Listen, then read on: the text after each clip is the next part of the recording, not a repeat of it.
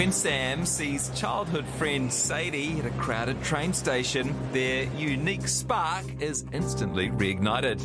Over the course of 3 decades, their relationship changes as they work on a video game that brings them fame and critical acclaim.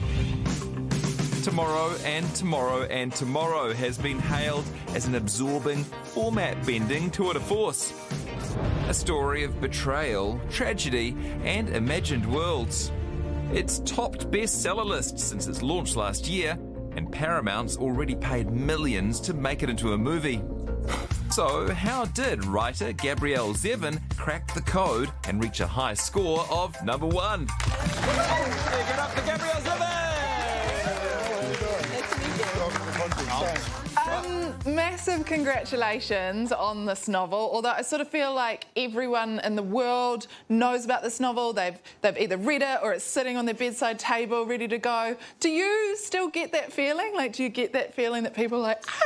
I don't, because I take a lot of taxis and I take a lot of public transportation, and I've never met anybody who drives like an Uber who's ever heard of me. But look, it's brought you to New Zealand. That's kind of cool. That's maybe something you wouldn't have dreamed of when you started writing novels. I mean, I had big dreams as a kid, you know, so I'm not like shocked to find myself in New Zealand, other than it's shocking to find yourself just all over the world. Yeah. Like Dylan, you've timed your arrival for Budget Day. I presume that was deliberate. Well, in fact, you should know I was also in Melbourne, and it was also Budget Day there. So I'm going on the Budget Day tour. To balance that nerdistry, are you a gamer? Because this is about a couple of people developing a game. I wonder if you have any history of like playing games yourself. Well, it would be sad if I'd written a whole book about it and had no history. I hate the subject. I have nothing to do with it.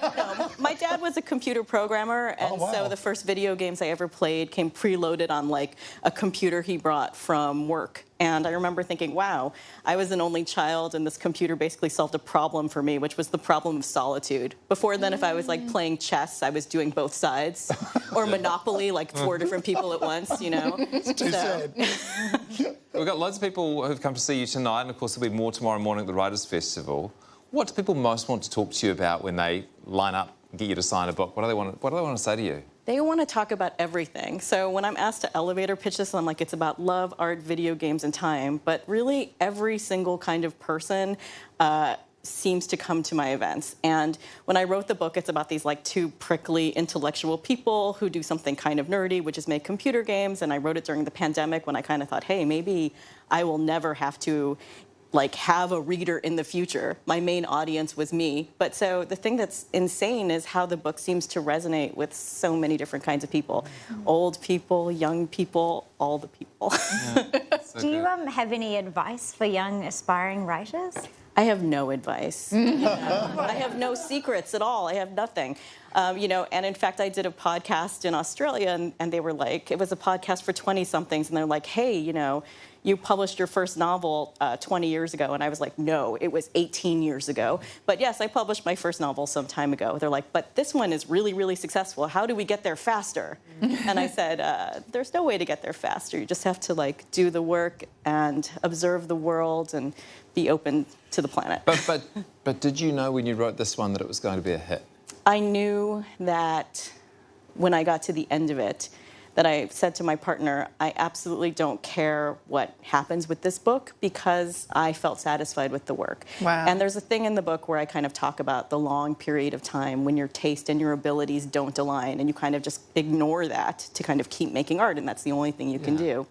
But I kind of had felt like I'd gotten to a place where the things that I really really was into, I was able to do myself. And I can say that with humility because I had 9 books before that, but I didn't feel that way, you know. Well, that's a lovely thing to hear. Yeah. Gabrielle's at the Auckland Writers' Festival tomorrow morning. All the info's on our Facebook page. Please give it up for Gabrielle!